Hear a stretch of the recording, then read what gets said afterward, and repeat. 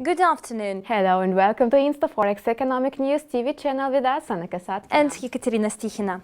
You are watching the currency and commodity market review for the previous week. So what changes took place in the foreign exchange market last week? The US dollar kept gaining ground. And what factors boosted bullish sentiment among investors? The greenback's appreciation was fueled by macroeconomic fundamentals as well as the Fed's rhetoric.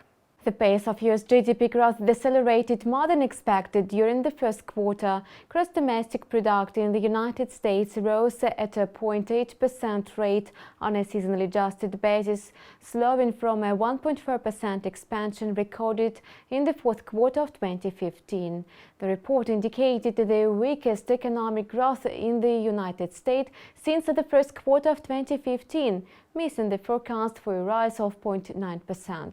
The euro posted a significant slump on Friday, shedding about 90 pips. Following the release of US GDP data, the euro-USD pair was trading around 1.1162 levels. The major later headed downwards to end the session at 1.1115. Overall, the single European currency lost 104 pips for the week. Despite the fact that the GDP reading failed to match the projections of economists, it was revised upwards, and that was quite enough to support the dollar's rally. An important question was whether the Fed would view these figures as strong enough to withstand a rate liftoff. Traders were eyeing Friday's speech by Janet Yellen that could clear up some of the uncertainty. In her remarks, the Fed chairwoman said that if US economic growth meets expectations and the number of jobs picks up, the Federal Reserve will start raising its interest rate in the coming months.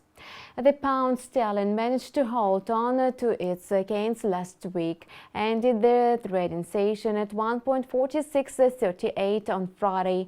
The weekly advance of the British pound versus its US counterpart totaled 138 pips. It was all about exchange rate movements in the forex market. Thank you for the currency pair overview, Ekaterina. You're welcome. And what movements prevailed among commodity investors? Oil and gold were trading on a bearish note. And what caused the slide of the price? Investors were cautious ahead of a key meeting of major oil producers scheduled for this week. Brent futures for July delivery dropped to $49.32 per barrel on Friday.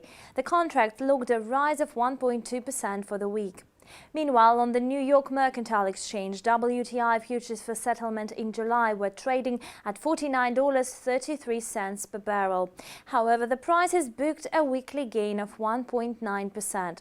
In addition, gold prices recovered on Friday from the earlier 8-week lows. However, the yellow metal closed the fourth week in a row in a negative territory on growing expectations of a rate hike in the US. The commodity was trading at the level of $1,216.70 per troy ounce, losing around 3% for the week. The price for gold tumbled by more than 4.5% since the minutes of the FOMC's April meeting were published, hinting at a near-term rate increase. Nevertheless, gold is still up 15% since the beginning of the year. Anna, thank you for the commodity market review. You're welcome, Ekaterina. You have been watching the weekly currency and commodity market review on InstaForexs TV. It was presented to you by Ekaterina Stikhina And Anna Kasatkina. Have a great day. Bye. See you.